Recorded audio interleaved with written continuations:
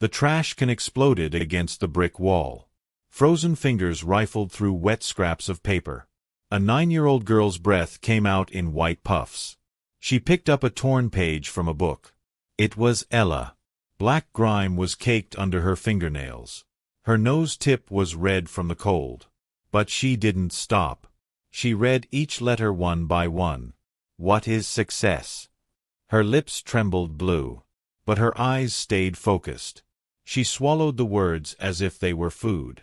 It was a back alley behind Central Park. 8 in the morning. People heading to work passed by. No one looked at her. Ella held the book page to her chest.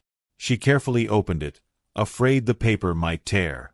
It was the last page. There was handwriting on it. To L. From R. The ink had smeared. Not from water.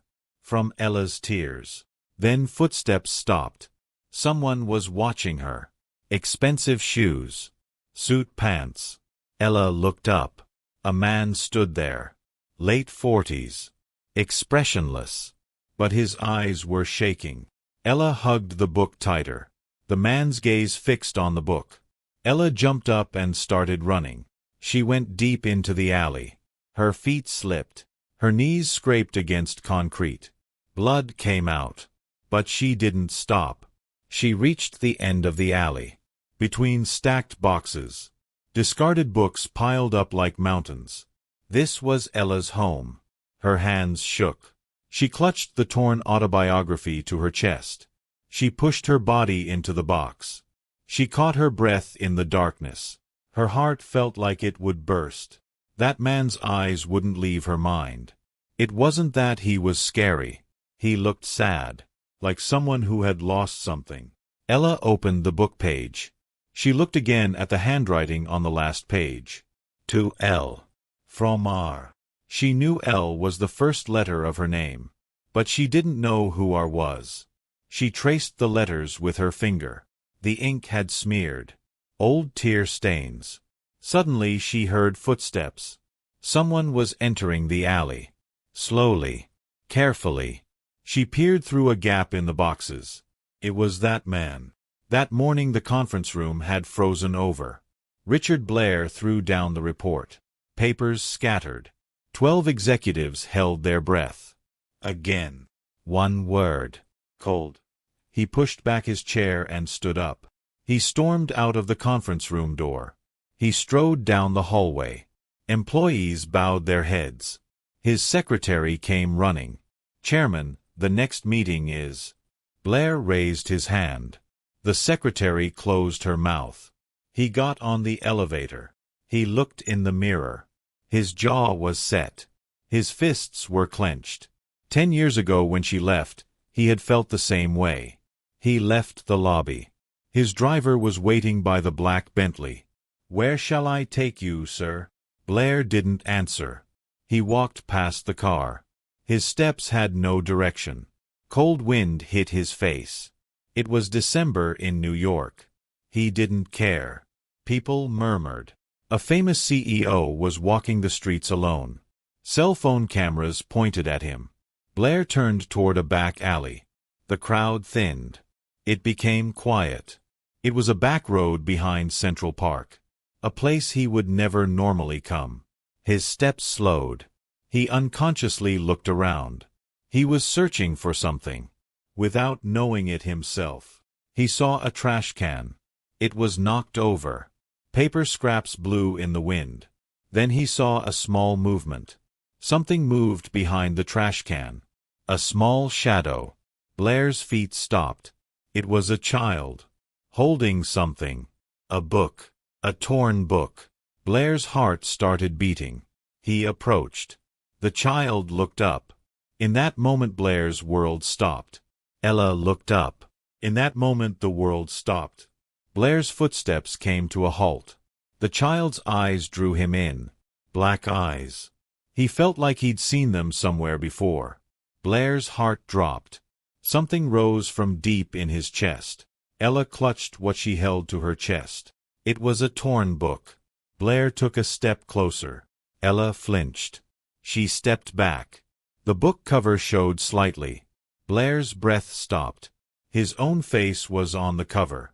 It was his autobiography. The first edition from 10 years ago. The world spun. His legs lost strength. Ella stood up. She hugged the book tighter, like it was treasure. Mr. Her voice trembled. Blair couldn't answer. His throat was blocked. The child's lips were blue from cold. Her fingertips were red and swollen. Her nose tip was red too. Blair's chest felt like it was tearing.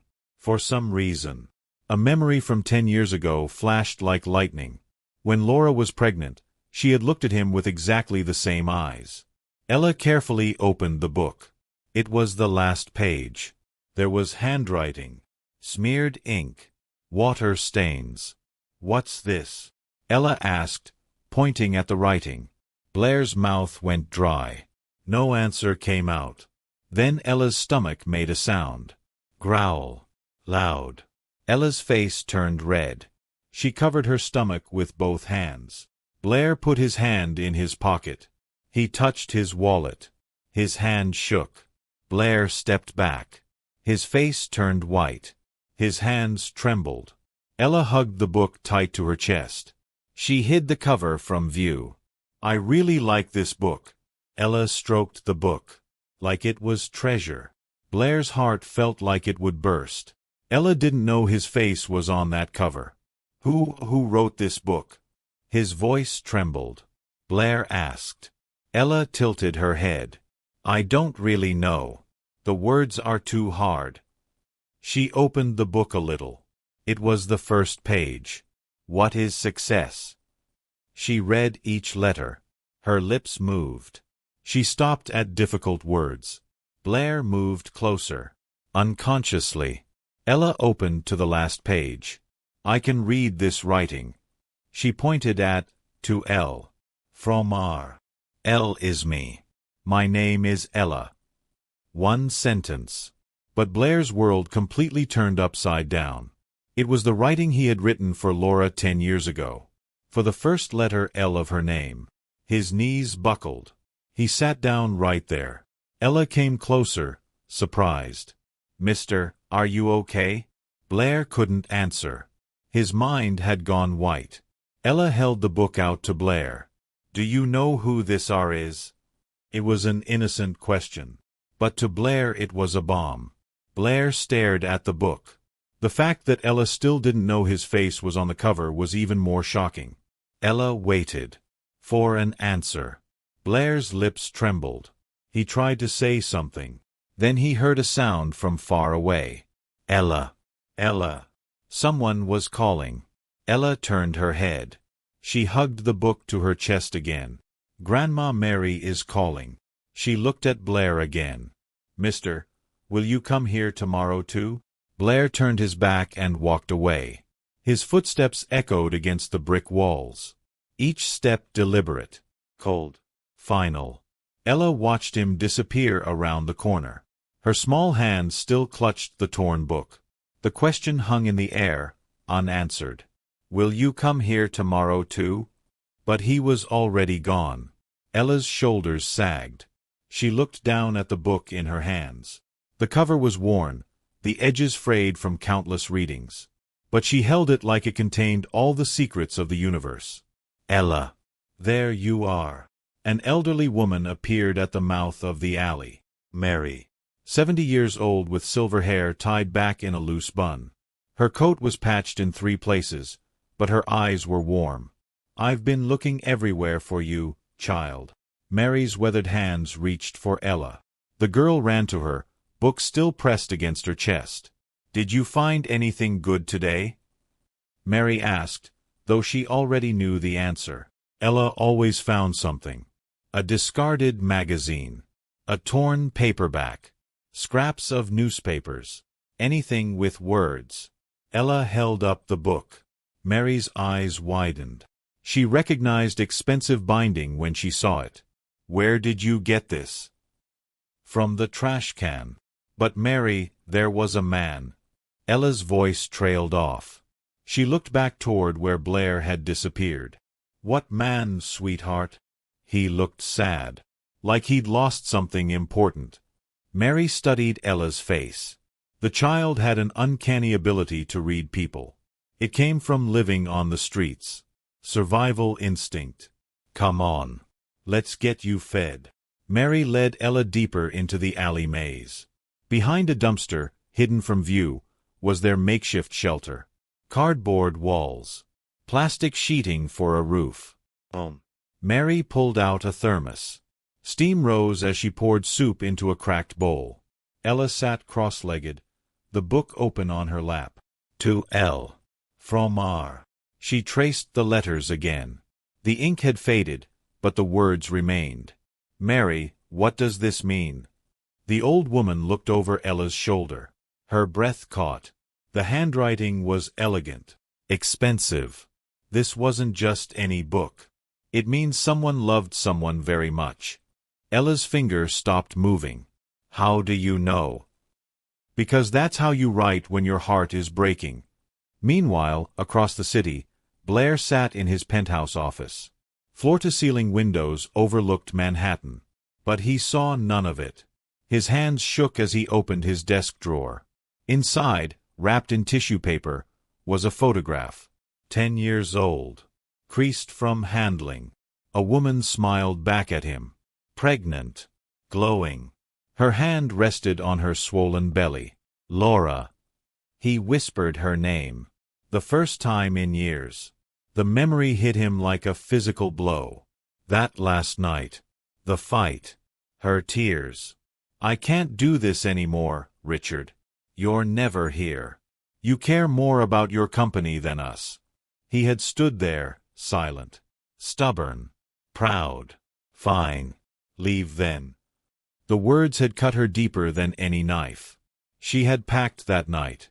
Taken nothing but her clothes and that book. His autobiography. The one he had signed for her. To L. From R. To Laura. From Richard. She had been 3 months pregnant. Blair's assistant knocked on the door. Sir? The board meeting. Cancel it. His voice was hoarse. Raw. Sir. Cancel everything. I'm not to be disturbed. The assistant retreated. Blair was alone with his ghosts. He picked up his phone. Dialed a number he hadn't called in a decade. It went straight to voicemail. The same message he'd heard 100 times before. The number you have dialed is no longer in service. Blair threw the phone across the room. It shattered against the wall. In the alley, Ella was reading aloud. Her voice clear despite her young age. Success is not measured by what you accumulate, but by what you leave behind. Mary listened, mending a torn jacket.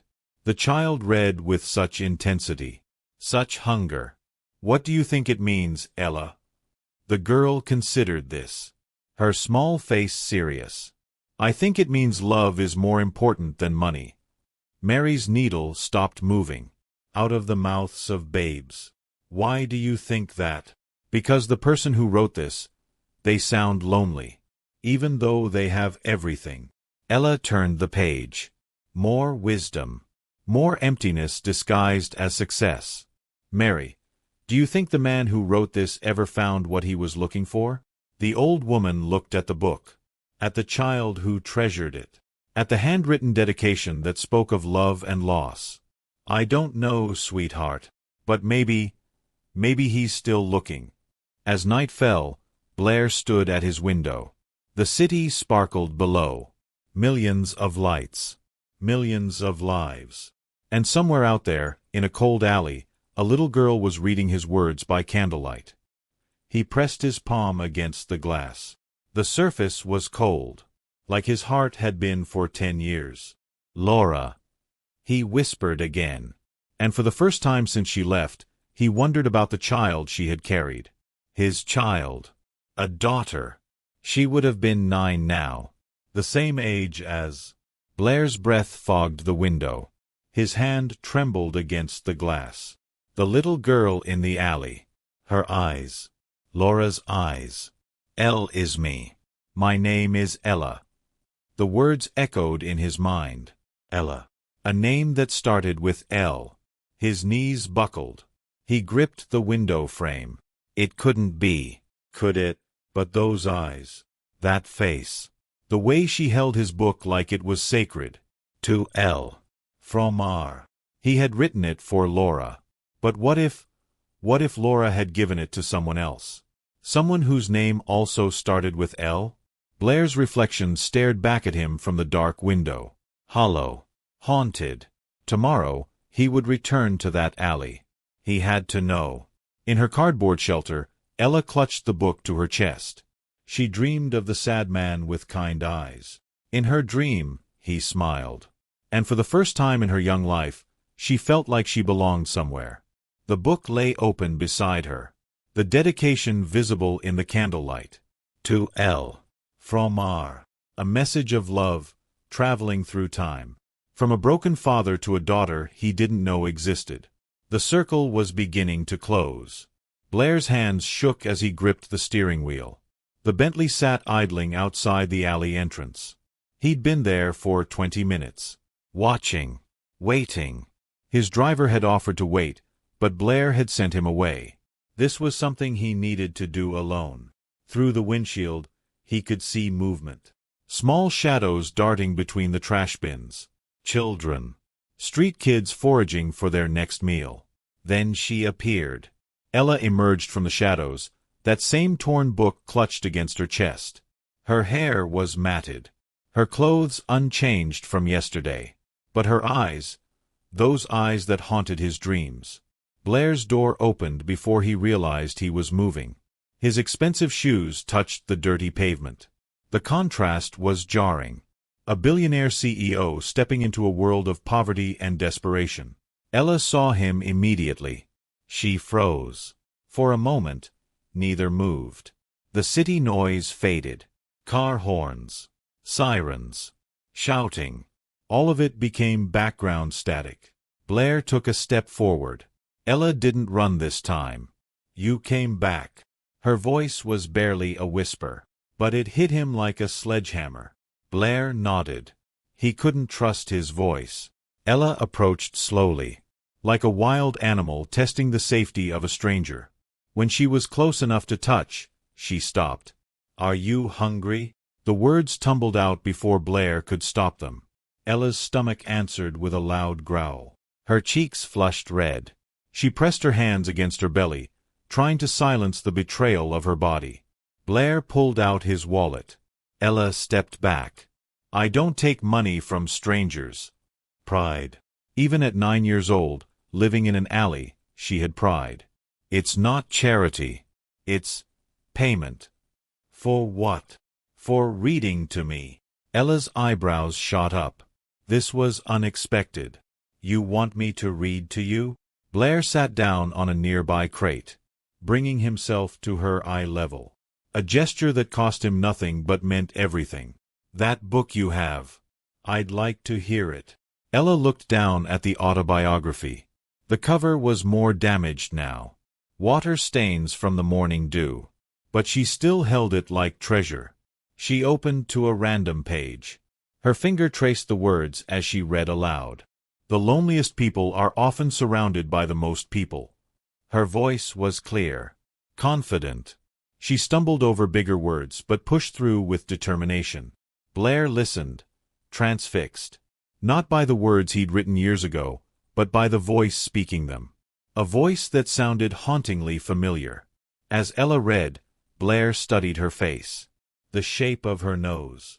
The curve of her lips. The way she concentrated, her tongue peeking out slightly. Laura used to do that when she was thinking hard. The realization hit him like ice water.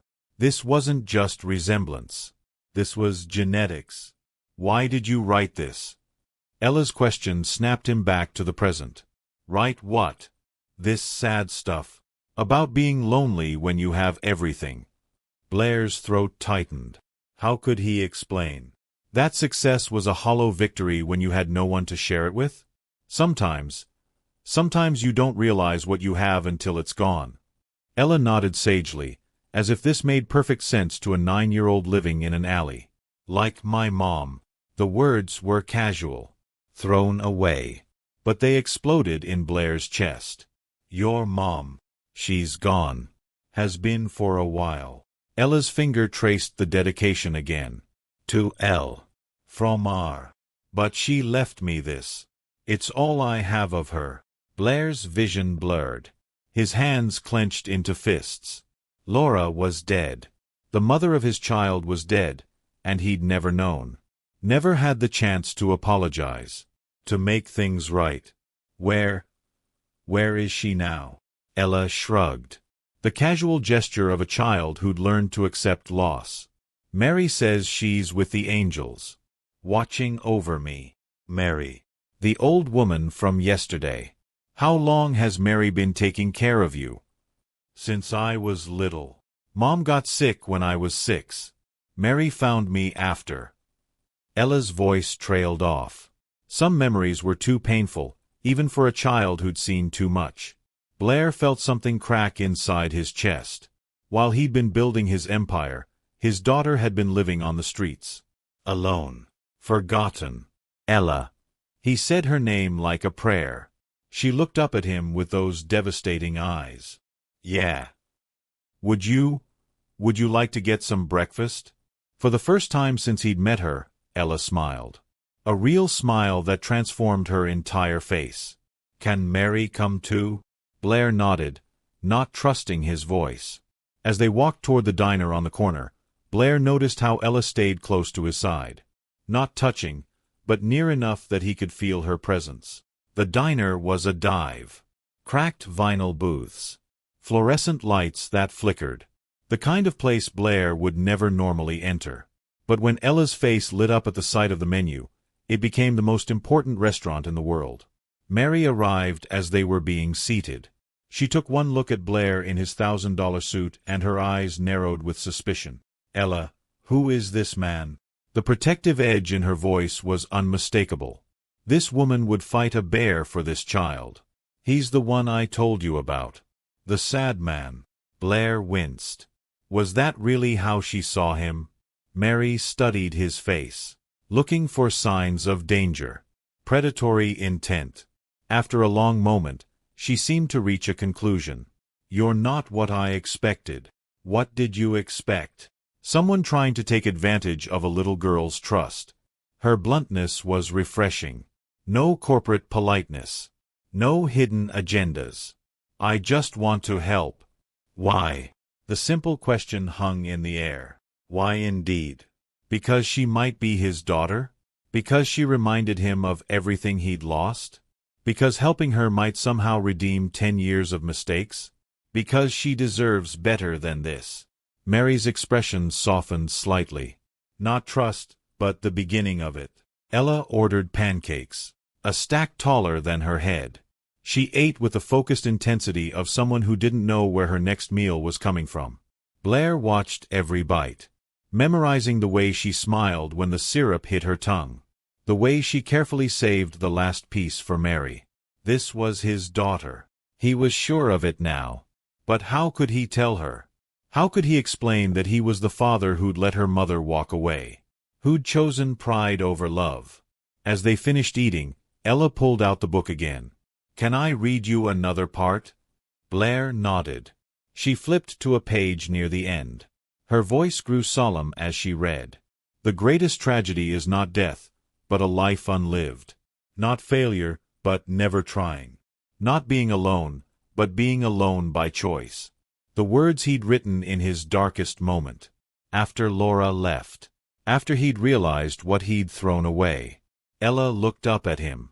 Do you think the person who wrote this ever got a second chance? Blair's breath caught. I don't know. Do you think he deserved one? Ella considered this with the seriousness of a judge. Everyone deserves a second chance. Even sad, lonely people. The simple wisdom of a child. Forgiveness offered without conditions. Blair felt tears threatening. He excused himself to the restroom, where he gripped the sink and tried to compose himself. In the mirror, he saw a broken man. A father who'd failed before he'd even known he was one. But maybe it wasn't too late. When he returned to the table, Ella was showing Mary something in the book. They were whispering, heads close together. What are you two plotting? Ella grinned. Mary thinks you're lonely, like the man in the book. And what do you think? I think you need someone to read to you more often. The innocent offer hit him harder than any business deal, any corporate victory. I'd like that very much. As they prepared to leave, Blair pulled out his business card, then thought better of it. Instead, he wrote his personal cell number on a napkin. If you ever need anything, anything at all. Ella took the napkin carefully, like it was made of gold. Will you come back tomorrow? If you want me to. I want you to. 3 words that meant everything. As Blair walked back to his car, he felt something he hadn't experienced in 10 years. Hope. But behind them, watching from the diner window, Mary's face was troubled. She'd seen the way Blair looked at Ella, like he was seeing a ghost. And she'd noticed something else. Something that made her blood run cold. The signature in that book. R. For Richard. She'd heard that name before. 10 years ago, when a broken young woman had stumbled into her life, pregnant and alone. Laura had whispered it through her tears. The name of the man who'd let her go. Richard. Mary's hands shook as the pieces fell into place. This wasn't coincidence. This was destiny. And she wasn't sure if that was a blessing or a curse. The next morning brought chaos. Blair canceled 3 board meetings, postponed a merger worth $50 million, and ignored 17 calls from his assistant. Instead, he sat in his car outside the alley, waiting. She appeared at exactly 9:15. Same time as yesterday. Creatures of habit, even the homeless. But today was different. Today, Ella ran toward his car with excitement instead of fear. You came back. Her joy was infectious. Blair found himself smiling for the first time in years. I promised, didn't I? Ella nodded solemnly. Promises were sacred to a child who'd been broken too many times. I found something for you. She held out a small object wrapped in newspaper. Blair unwrapped it carefully. It was a coffee mug, chipped, stained, the handle barely hanging on. I thought you might be thirsty when you come to visit. The gift was worthless. Probably pulled from the same dumpster where she'd found the book. It was the most precious thing anyone had ever given him. Thank you. His voice was thick with emotion. Ella beamed. Mary says when someone gives you something, it means they want you to stay. The innocent observation cut deep. How long had it been since anyone wanted him to stay? Not for his money. Not for his connections. Just for him. They walked to the diner together. Blair carried the broken mug like it was made of crystal. Over breakfast, Ella read to him again. Her favorite passage seemed to be about second chances. She returned to it repeatedly, as if the words held special meaning. Do you believe in second chances? She asked suddenly, looking up from the book. Blair's coffee grew cold in his hands.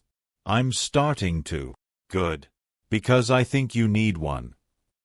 The directness of children. No filters. No social niceties. Just truth.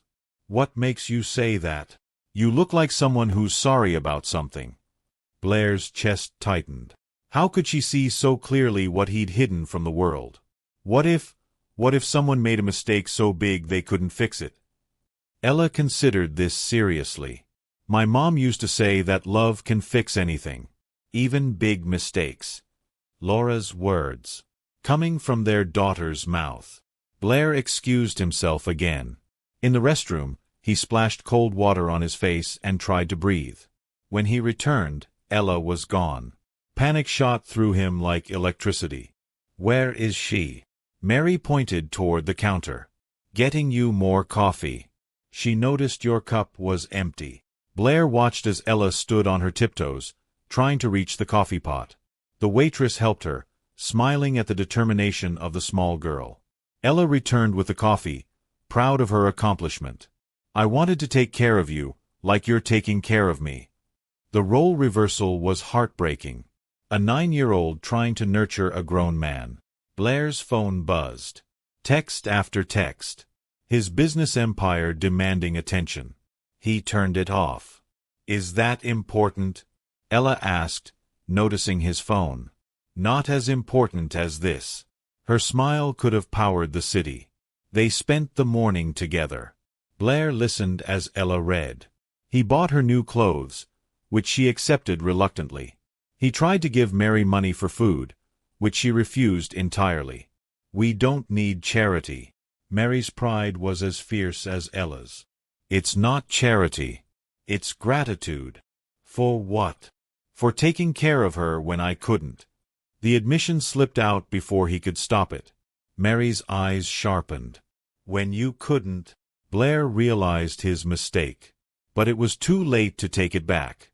I just meant, when no one else would. Mary didn't look convinced. But she let it slide.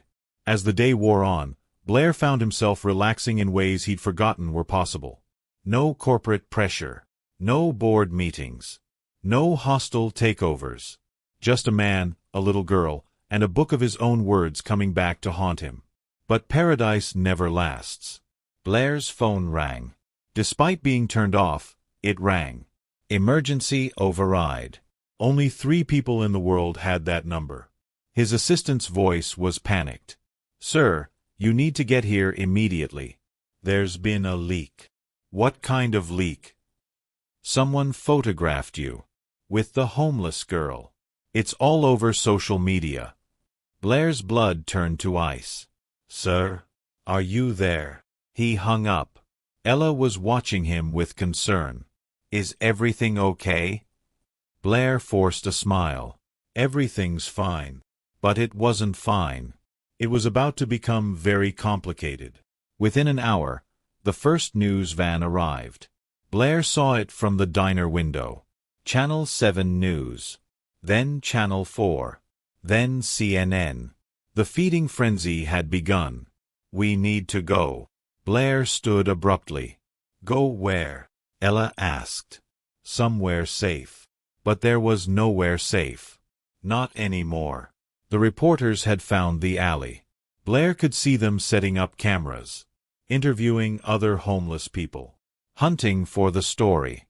Billionaire CEO's secret charity work. Or worse, billionaire CEO exploits homeless child for PR. They would twist it, destroy it, turn something pure into something ugly. Mary, take Ella and go. Go where? I don't care.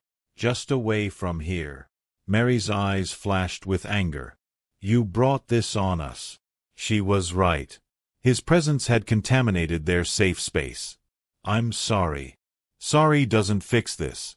Ella looked between them, confused by the sudden tension. What's happening? Nothing, sweetheart. We just need to take a little trip. Mary began gathering their few possessions. Ella clutched the book to her chest. Will I see you again? She asked Blair. The question broke his heart. I don't know. But you promised. I know. But sometimes grown-ups have to break promises to keep people safe. Tears welled in Ella's eyes. I don't want to go. I don't want you to go either. Blair knelt down to her level. But sometimes we have to do things we don't want to do. He pulled out his wallet. This time, Mary didn't refuse the money. Take care of her. I always have. The accusation in her voice was clear. Unlike some people. Blair watched them disappear into the crowd. Ella looked back once, waving with her free hand. Then they were gone. Blair returned to his car. The reporters hadn't noticed him yet. He could slip away. Return to his tower. Pretend this never happened. But as he drove through the city, all he could see was Ella's face. The trust in her eyes. The way she'd said his promises mattered. He'd let Laura down 10 years ago. He wouldn't let Ella down now. Blair made a U-turn. He drove back to the alley, parked directly in front of the news vans. The reporters swarmed him like sharks smelling blood. Mr. Blair, is it true you've been visiting homeless children? What's your relationship with the girl? Is this a publicity stunt? Blair stood in the chaos. Cameras flashing. Questions shouting. The circus of modern media. He thought about running, about hiding behind corporate lawyers and PR statements. Instead, he thought about Ella. Her name is Ella. His voice cut through the noise. She's 9 years old. She lives in an alley. She reads to me from a book she found in the trash. The reporters leaned in, sensing a story. And she's taught me more about life in 3 days than I learned in 48 years. Blair looked directly into the nearest camera. Ella, if you're watching this, I meant what I said about second chances. He turned and walked away, leaving the media circus behind. In a motel room across town, Mary and Ella watched the news coverage on a grainy television. Ella's eyes were wide with wonder. He talked about me on TV. Mary's expression was unreadable. Yes, he did. Does that mean he's coming back? Mary looked at the little girl she'd raised. The child who'd never known her father. Who'd grown up believing she was unwanted. And she made a decision that would change everything. Ella, there's something I need to tell you about that book. Blair's penthouse had never felt so empty. He stood at the floor-to-ceiling windows, staring down at the city that had once been his kingdom. Now it felt like a prison. 3 days had passed since the media circus. 3 days since he'd watched Ella disappear into the crowd. His assistant knocked softly. Sir, the board is demanding answers. Stock prices are fluctuating. The shareholders. Get out. His voice was barely a whisper, but it carried the weight of absolute authority. The door closed with a soft click. Blair pressed his forehead against the cold glass. Somewhere out there, his daughter was sleeping in another motel room. Another temporary shelter. Running because of him. The irony wasn't lost on him. He'd spent 10 years building an empire, accumulating power and wealth. But he couldn't protect the one person who mattered most. His phone buzzed. A text from an unknown number. She asks about you every day. Blair's hands shook as he typed back. Is she safe? For now. But she doesn't understand why you left. Neither did he. Blair grabbed his keys. The drive to the motel took 23 minutes. He'd memorized the route, though he'd never made the trip. His private investigator had found them within hours of their disappearance. He'd been watching from a distance, making sure they were safe, but never approaching. Until now. Blair parked across the street. Room 237. Second floor. The curtains were drawn, but he could see the flicker of television light through the thin fabric. He sat in his car for an hour, building courage, rehearsing words he'd never find. Finally, he crossed the street. His knock was soft, tentative. Mary opened the door. Her face showed no surprise. I wondered when you'd finally come. Where is she? Asleep. It's past midnight. Blair's shoulders sagged. Of course. Normal children had bedtimes. Regular schedules. Things he'd forgotten in his corporate world. Can I just see her? I won't wake her up. Mary studied his face. Looking for deception. Finding only desperation. She stepped aside. The motel room was tiny. 2 beds. A small table. A television older than Ella. She lay curled on the bed closest to the window. The torn book clutched against her chest even in sleep. Blair's breath caught. She looked so small. So fragile. How had she survived 9 years on the streets? She cries for you. Mary's whisper was barely audible. Every night. She doesn't understand why adults make promises they can't keep. The accusation hit its mark. I didn't want to leave. But you did. Blair knelt beside the bed. Ella's face was peaceful in sleep. Innocent. Unmarked by the harsh realities of her waking life. She's my daughter.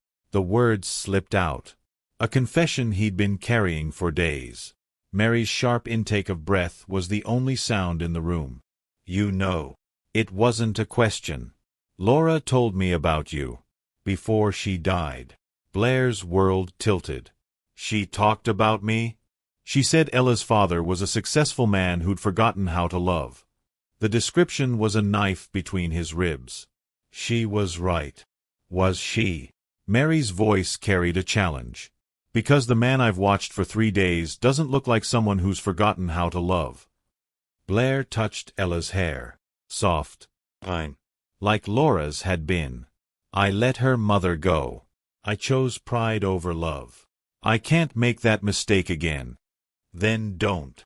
Mary's words were simple, but they carried the weight of absolution. Ella stirred in her sleep. Her eyes fluttered open. Daddy! The word was barely a whisper. A child's sleepy confusion. But it stopped Blair's heart. Ella's eyes focused. Recognized him. You came back. I promised I would. Ella sat up, the book falling to her lap. Mary told me something. About the book. Blair's pulse quickened. What did she tell you? She said the R in the book. She said it might be someone I know. Ella's eyes searched his face. Is it you? Are you the R who wrote to L? The moment of truth. The crossroads between his past and his future. Blair looked at Mary. She nodded encouragingly. Yes. One word. But it changed everything. Ella's eyes filled with tears. Then L was my mommy. Yes. And your father. The words hung in the air like a prayer. Ella launched herself into his arms. 9 years of abandonment dissolving in an instant. Blair held her tight. This tiny person who carried half his DNA and all of his heart. I'm sorry. He whispered into her hair. I'm so sorry I wasn't there. You're here now. Ella's forgiveness was immediate. Complete. The way only children can forgive. Can I come home with you? Blair's penthouse had marble floors and gold fixtures. But it had never been a home. If you want to. I want to. Mary cleared her throat. There are legal considerations. Custody. Documentation. Blair looked up at her. Will you help me? Will you promise never to leave her again? I promise. Mary studied his face one more time. Then nodded. Then yes. I'll help you. The next morning brought a different kind of media attention. Blair held a press conference. Not in a corporate boardroom, but in the lobby of the children's hospital where Laura had died. Ella stood beside him. Clean clothes. Brushed hair. But still clutching that torn book. The reporters sensed something different. This wasn't damage control. This was truth. My name is Richard Blair. This is my daughter, Ella. Camera flashes exploded. 9 years ago, I made the biggest mistake of my life. I let pride destroy my family. Blair's voice was steady, strong. Ella's mother, Laura, died alone. Because I was too stubborn to forgive. Too proud to love. He looked down at Ella. She squeezed his hand. But sometimes, if you're very lucky, life gives you a second chance. Blair lifted the microphone. Ella has been living on the streets since she was 6 years old. Not because she had no family, but because her family didn't know she existed. The room was silent. Today, that changes. Today, she comes home. The questions came like bullets. Mr. Blair, how do you plan to transition from CEO to single father? Will this affect your business operations? What about custody arrangements? Blair held up his hand. My business will continue. But my priorities have changed. He looked directly into the nearest camera. To every parent watching this, your children don't need your money. They don't need your success. They need your time, your attention, your love. Blair's voice broke slightly. Don't make my mistake. Don't let pride cost you everything that matters. As they left the hospital, Ella tugged on his sleeve. Daddy, are you sad? No, sweetheart. For the first time in 10 years, I'm not sad. The penthouse transformation began immediately. Blair's minimalist decor gave way to color. Ella's drawings covered the refrigerator. Toys appeared in the living room. Books, real books, not just business journals, filled the shelves. The marble floors echoed with laughter. Blair's assistant quit on the third day. I didn't sign up to be a babysitter. Blair didn't bother replacing her. Instead, he hired Mary. Not as a nanny, but as family. The grandmother Ella had always needed. The business world watched with fascination as Richard Blair, corporate shark, learned to braid hair and make pancakes. Stock prices fluctuated wildly. Some investors panicked. Others bought more shares, betting that a humanized CEO would be more relatable to consumers. Blair didn't care about any of it. He cared about Ella's first day of school. Her nervous excitement. The way she clutched his hand as they walked through the gates of the exclusive private academy. What if the other kids don't like me? They'll love you. How could they not? But Blair's confidence was shaken when he saw the other parents. Designer clothes. Perfect makeup. Whispered conversations behind manicured hands. They stared at Ella with curiosity. The homeless girl who'd become a billionaire's daughter overnight. Blair's protective instincts flared. Maybe we should try a different school. No. Ella's voice was firm. I want to stay here. I want to learn. Her courage humbled him. That afternoon, Blair waited outside the school like any other parent. His Bentley looked out of place among the SUVs and luxury sedans. Ella emerged with a group of children, all talking at once, all trying to get her attention. Daddy, I made friends. She introduced him to a parade of 8-year-olds. Each one more impressed than the last that Ella's father was the famous CEO guy. But one little girl hung back. Shy. Uncertain. What's your name? Blair asked gently. Sophie. Hi, Sophie. I'm Ella's dad. I know.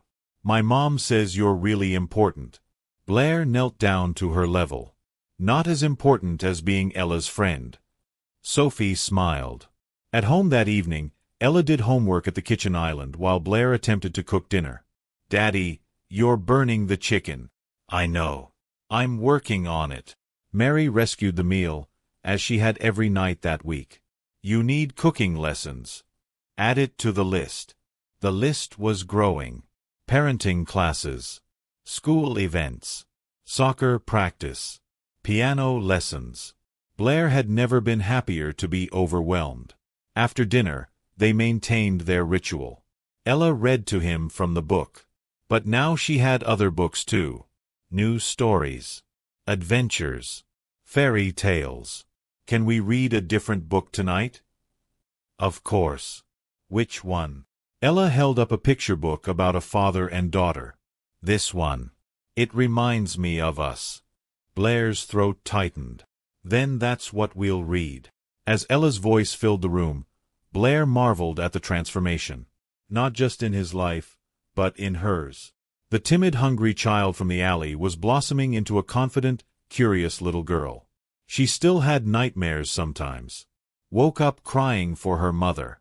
But those episodes were becoming less frequent. Healing takes time. But their peace was about to be shattered. The attack came without warning. Blair's phone exploded with notifications at 6 a.m. Text messages. Missed calls. Email alerts flooding his screen. He grabbed the device with trembling fingers. The headline blazed across every major news outlet. Billionaire's daughter scandal exposed. Blair's blood turned to ice. The article was devastating. Detailed.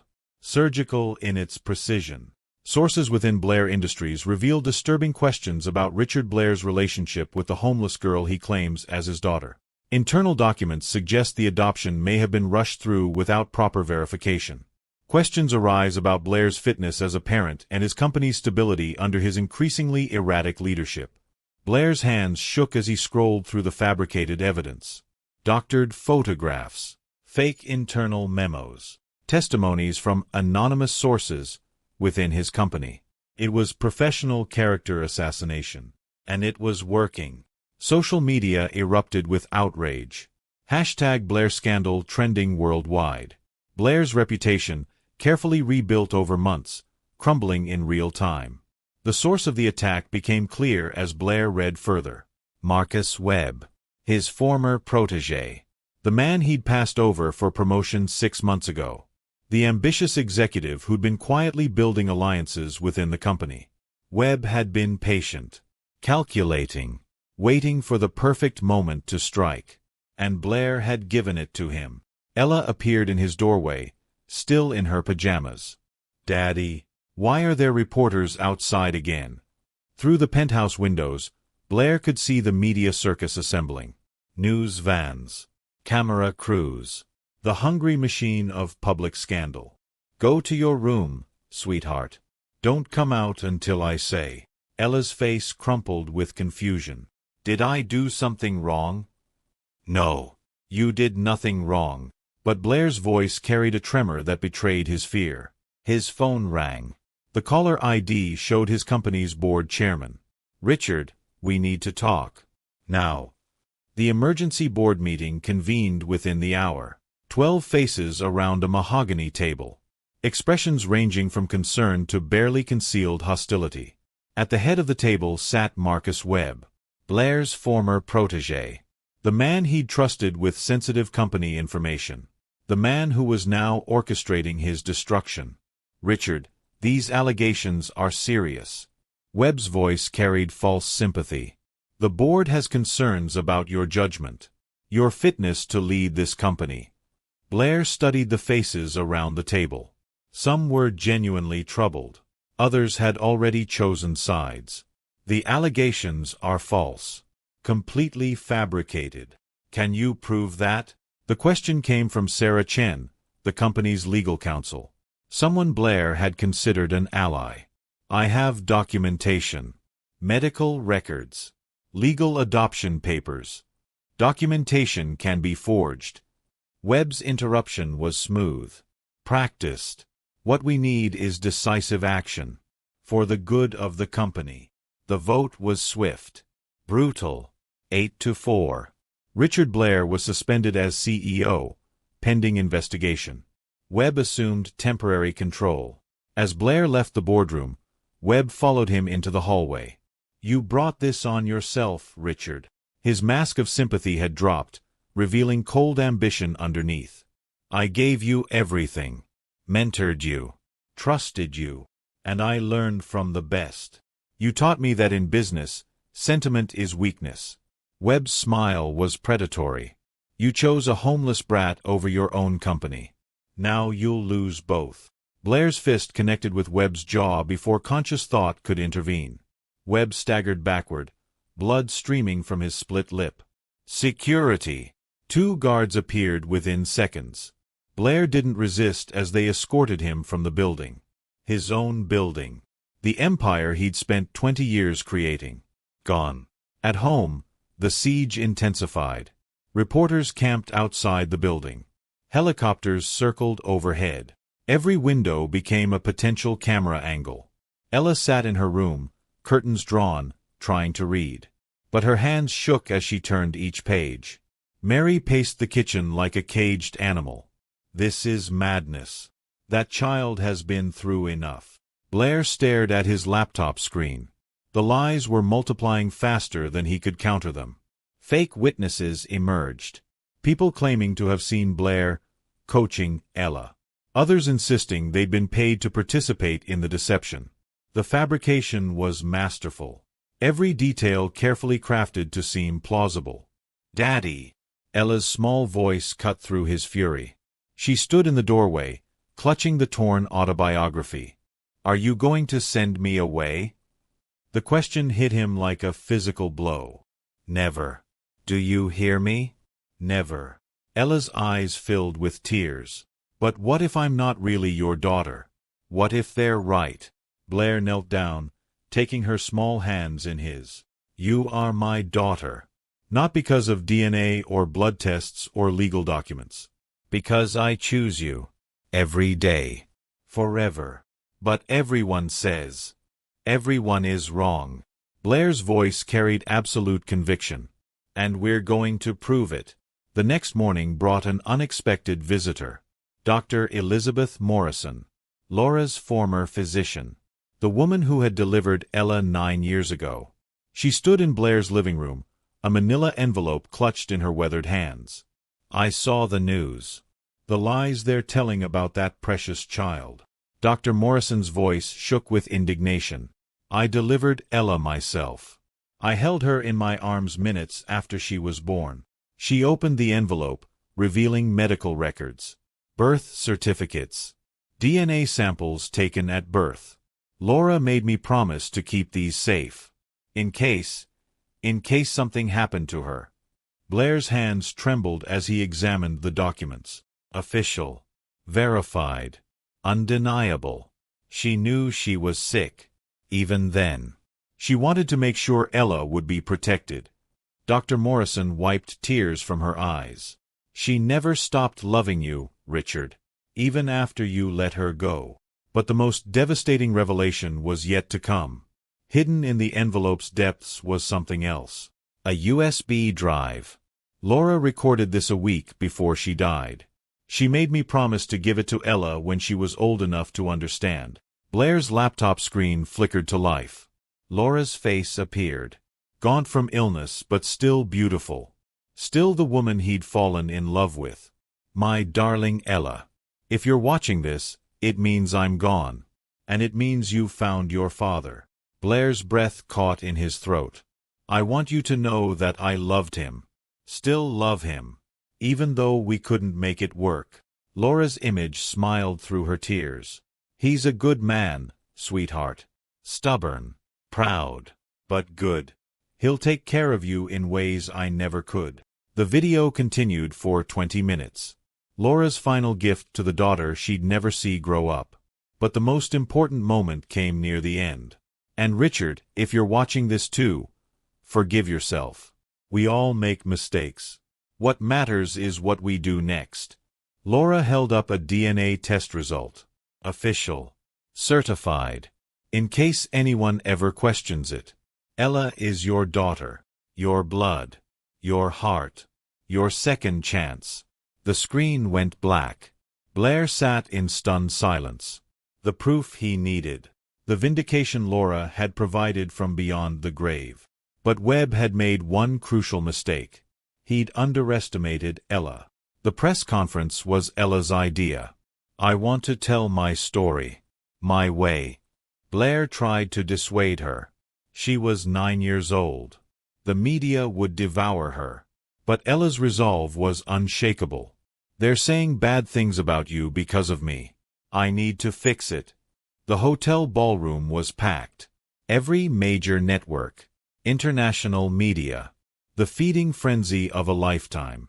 Ella walked to the podium with quiet dignity. Blair beside her. Mary holding her other hand. The room fell silent. My name is Ella Blair.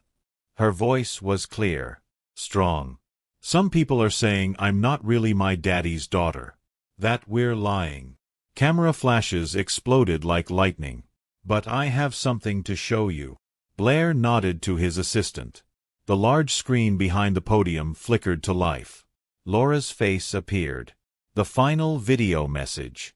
The room watched in absolute silence as a dead woman defended her daughter and the man she'd never stopped loving. When the video ended, Ella stepped back to the microphone. My mommy died when I was 6. I lived on the streets because I didn't know I had a daddy who would love me. Her voice wavered but held strong. The people saying we're lying. They don't know what it's like to be hungry, to be cold, to have nobody. Ella pulled out the torn autobiography. This book saved my life. Not because it taught me to read, but because it led me to my daddy. She opened to the dedication page. To L. From R. To Laura. From Richard. My mommy kept this book because she loved my daddy, even when they couldn't be together. The room was silent except for the whir of cameras. I don't care about money or companies or being famous. I just want my daddy. And he wants me. Ella looked directly into the nearest camera. To the people who are lying about us. I forgive you. My mommy taught me that forgiveness is stronger than anger. She stepped back from the podium. The room erupted. Questions shouted from every direction. But Ella had said everything she needed to say. As they left the hotel, Blair's phone buzzed with a text from an unknown number. "Check your email. A friend." The email contained a bombshell. Recorded phone conversations between Webb and his conspirators. Financial records showing payments to fake witnesses. Email chains detailing the entire fabrication. Someone inside Webb's inner circle had turned. The sender revealed themselves in a follow-up message. Sarah Chen, the company's legal counsel. "I couldn't let him destroy an innocent child. The board meets in 1 hour. Come home, Richard." The emergency board meeting was swift.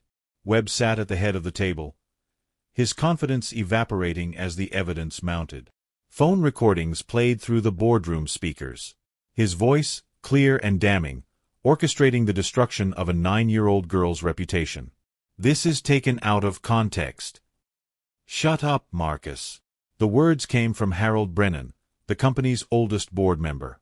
"You've disgraced this company. Disgraced yourself." The vote was unanimous. Marcus Webb was terminated immediately. All benefits revoked. Legal action pending. Richard Blair was reinstated as CEO. But Blair had one more surprise. "I'm stepping down." The boardroom erupted in confusion. "Not because of scandal or pressure. Because I found something more important than running a company." Blair looked around the table at faces he'd known for decades. "I'm appointing Sarah Chen as interim CEO. She's earned it through her integrity." He stood to leave, then paused. "And in 20 years, when she's ready, my daughter Ella will have the option to take over. If she wants it." The board sat in stunned silence. A 9-year-old? A 9-year-old who's shown more courage and character than any of us. Blair walked out of the boardroom for the last time. At home, Ella was waiting with Mary. "How did it go, Daddy?" "We won." Ella launched herself into his arms. "Does this mean we can stay together?" "Forever and always." That evening, they sat in their usual spot, Ella reading aloud from a new book. But tonight was different. Tonight, Blair was reading too. From the manuscript he'd been writing. His new book. Their story. Success isn't measured by the height of your building or the size of your bank account. His voice carried the weight of hard-won wisdom. It's measured by the trust in a child's eyes. The warmth of a family dinner. The knowledge that you matter to someone who matters to you. Ella looked up from her book. "Is that the end?" "No, sweetheart. It's the beginning." Blair turned to the final page of his manuscript. The most torn book became the foundation of the most beautiful story. Love, it turns out, really can rewrite any ending. He closed the manuscript and looked at his daughter. "What do you think?" "I think Mommy would be proud." "I think so too." 3 months later, Blair made another announcement. The Richard Blair Foundation launched with a simple mission, ensuring no child would ever have to choose between food and books. Ella cut the ribbon at the opening ceremony. "My daddy says everyone deserves a second chance." Her words were broadcast around the world. The Foundation's first project was a shelter. Not just beds and meals, but education. Job training. Hope. Blair worked there every day. Not as a figurehead, but as a volunteer. Reading to children. Helping with homework. Listening to stories of loss and resilience. Ella often came with him. A bridge between worlds. The girl who understood both poverty and privilege. One evening, as they drove home from the shelter, Ella asked a question that stopped Blair cold. "Daddy, do you think Mommy would be proud of us?" Blair pulled over, his hands shaking on the steering wheel. "I think she'd be amazed by the incredible daughter she raised." "What about you? Would she be proud of you?" Blair thought about the man he'd been 10 years ago. Driven, successful, empty. And the man he was now. Still successful, but in ways that mattered. "I hope so, sweetheart. I really hope so." That night, after Ella was asleep, Blair sat in his study. The original autobiography lay open on his desk. He picked up a pen and began to write. A new book. A different story. Success is not measured by what you accumulate, but by what you give away. Not by the height of your tower, but by the depth of your love. He paused, thinking of Ella sleeping down the hall. The greatest fortune is not money in the bank, but laughter in your home. The highest achievement is not a corporate title, but the trust of a child who calls you daddy. Blair wrote through the night, pouring 10 years of mistakes and redemption onto the page. When he finished, he had one more dedication to write. To Ella, my daughter, my teacher, my second chance, and to Laura, who gave me the greatest gift of all. From R. With all my love. The book would become a bestseller. Not because of Blair's celebrity, but because of its truth. But that was still in the future. For now, Blair closed the manuscript and walked to Ella's room. She was sleeping peacefully. The torn autobiography on her nightstand, alongside newer books. Stories of hope and adventure. Blair kissed her forehead softly. "Thank you," he whispered, "for saving me." Outside, New York City hummed with its endless energy. Millions of people pursuing their dreams, chasing success, accumulating wealth. But in a penthouse high above the chaos, a father and daughter had found something more valuable than any fortune. They had found each other. And sometimes, that's all the success anyone needs. The torn book that had brought them together sat on the nightstand, its pages worn from countless readings, its message finally complete. Love, it turned out, really could fix anything. Even the biggest mistakes. Even the deepest regrets. Even a heart that had forgotten how to hope. In the end, that was the greatest lesson of all. Not success. Not wealth. Not power. Love. Pure and simple. The only currency that truly mattered. The only investment that never lost value. The only legacy worth leaving behind. Years later, when Ella was grown and had children of her own, she would tell them the story of a torn book and a second chance. She would read to them from her father's words, just as she had read to him in that cold alley so many years ago. And she would teach them the most important lesson of all, that sometimes the most broken things can create the most beautiful stories. That love really can rewrite any ending, and that every person, no matter how lost, deserves a second chance. The circle would continue. Love passing from one generation to the next, carried in the pages of a book, written in the dedication of a father's heart. To L. From R. Forever and always. The end was really just the beginning. 5 years had passed since that cold December morning in the alley. Ella, now 14, sat in the same study where her father had written his second book. The torn autobiography lay before her, its pages even more worn from countless readings. But today felt different. Today, she understood things she'd been too young to grasp before. Her fingers traced the familiar dedication. To L. From R. The ink had faded further, but the love behind those words had only grown stronger. Blair found her there as the sun set over Manhattan. Homework. Just thinking. She held up the book. Do you ever wonder what would have happened if I hadn't found this? Blair sat beside her. The question he'd asked himself 1,000 times. Every day. I used to think it was just luck. Finding your book in that trash can. Ella's voice carried a wisdom beyond her years. But Mary used to say there's no such thing as coincidence. Only destiny disguised as chance. Mary. They'd lost her 2 years ago. Peacefully, in her sleep, surrounded by the family she'd helped create. Her last words had been for Ella. Take care of your father, sweetheart. He still needs someone to read to him. She was right, you know. Ella continued. About destiny. About second chances. About love fixing everything. Blair's throat tightened. The foundation helped its 10,000th child last week. I know. I was there, remember. Ella smiled. A little girl named Sophie. She reminded me of, well, me. What did you tell her? That sometimes the most broken things create the most beautiful stories. Blair watched his daughter. No longer the frightened child from the alley, but a confident young woman who'd inherited her mother's compassion and her father's determination. There's something I've been meaning to ask you. Ella looked up. The company. Sarah's done an incredible job, but she's talking about retirement. The board wants to know about succession planning. You mean, do I want to be CEO someday? Only if you want to. No pressure. No expectations.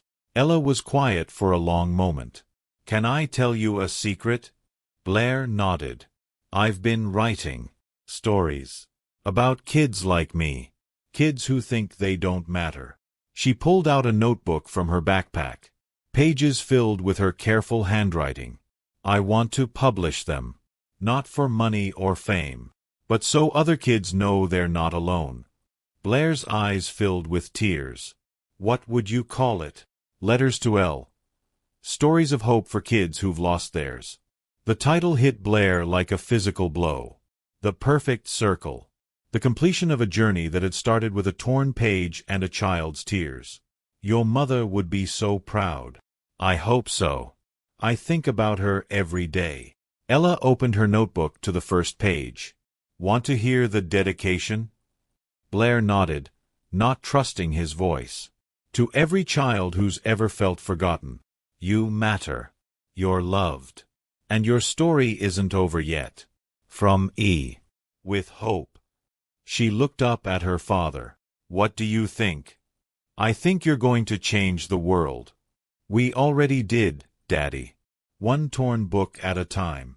That night, Blair sat alone in his study. The city lights twinkled below, but his attention was focused on the manuscript Ella had left behind. Her stories were beautiful, raw, honest, each one a testament to the resilience of the human spirit. But it was the final story that took his breath away. The Man in the Alley. The story of a little girl who found more than just a book in the trash. Who found a father, a family, a future. Blair read through tears, reliving their journey through his daughter's eyes. The story ended with a scene he remembered well. The first morning they'd had breakfast together. The moment he'd realized that success wasn't about what you achieved, but about who you loved. Ella had captured it perfectly. And so the man who had everything learned that he'd had nothing at all.